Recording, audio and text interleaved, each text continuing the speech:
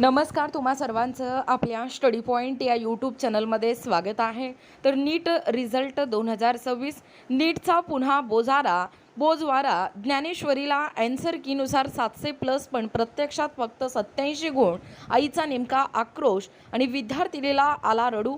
याबद्दल संपूर्ण सविस्तर नेमकं काय घडलेलं आहे, जसं की ॲन्सर कीनुसार 700+ गुण मिळवणारी पण प्रत्यक्षात ज्ञानेश्वरीला फक्त 87 गुण मिळालेले आहेत।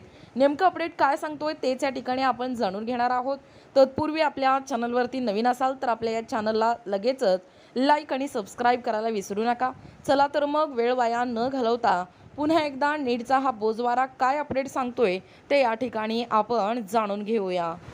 बघा, या ठिकाणी तुम्ही टायटल पाहू शकता। टायटल काय आहे बघा, नीट रिझल्ट अपडेट 2026 नीटचा पेपर जो पुन्हा बोजवारा ज्ञानेश्वरीला ॲन्सर कीनुसार 700+ पण प्रत्यक्षात फक्त 87 गुण। आईचा आक्रोश आणि विद्यार्थिनीला रडू। काय सांगतोय अपडेट पहा। देशभरामध्ये नीट परीक्षेच्या या पेपर फुटीवरून सुरू असलेला गोंधळ हे अद्यापही कायम असल्याचं दिसून येत आहे। एकीकडे राजधानी दिल्लीत सोनम वांगचुक यांचे केंद्रीय शिक्षण मंत्री धर्मेंद्र प्रधान यांच्या राजीनाम्याची मागणी करत उपोषण सुरू आहे। गेल्या काही दिवसांपासून त्यांच्या आंदोलनाला पाठिंबा वाटत असून दुसरीकडे नीटच्या पुनर्परीक्षेचा या निकाल जाहीर झाला आहे। मात्र याच निकालातून एक धक्कादायक बाब समोर आल्याने नीट परीक्षेचा घोळ सुरूच असल्याचं दिसून येतोय। कारण वडवणीतील बीडमधील ज्ञानेश्वरी पवार या विद्यार्थिनीला नीट परीक्षेत अवघे 87 गुण मिळाले आहेत। मात्र मी ॲन्सर की चेक केली तेव्हा मला 700+ मार्क मिळतील असा विश्वास ज्ञानेश्वरीने व्यक्त केला होता। त्यामुळेच आपले 87 गुण पाहून तिला अश्रू अनावर झाले आहेत। बीड जिल्ह्यातील ज्ञानेश्वरीने नुकतीच पार पडलेली नीटची परीक्षा दिली होती आणि ही विद्यार्थिनी टॉपरच्या शर्यतीत होती। मात्र तिला स्कोर कार्डवर केवळ 87 गुण मिळाले आहेत।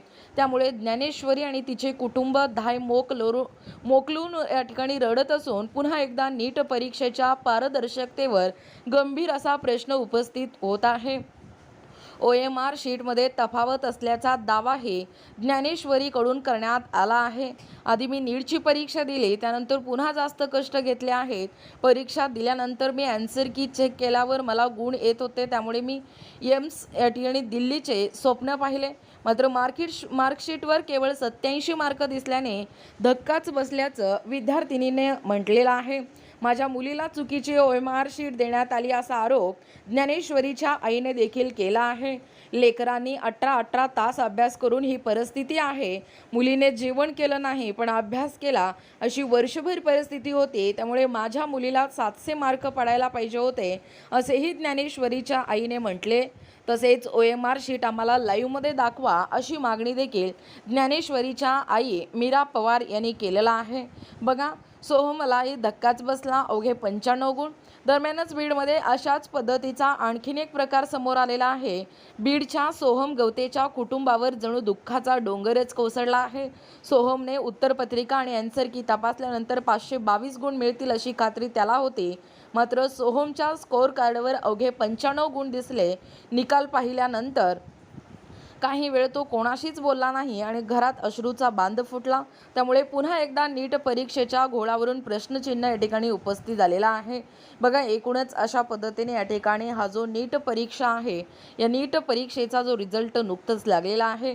खरं तर बीडमधील ज्ञानेश्वरीला ॲन्सर कीनुसार 700+ पण परंतु प्रत्यक्षामध्ये 87 गुणच मिळालेला आहे।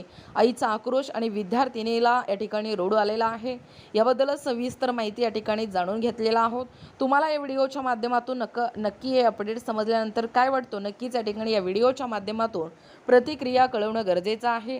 आणि अशाच प्रकारे नाविन्यपूर्ण व्हिडिओ पाहण्यासाठी आपल्या स्टडी पॉईंट या यूट्यूब चॅनलला लगेचच लाईक आणि सबस्क्राईब करायला विसरू नका। भेटूया अशाच पुढच्या पुन्हा नवीन व्हिडिओमध्ये। तोपर्यंत धन्यवाद।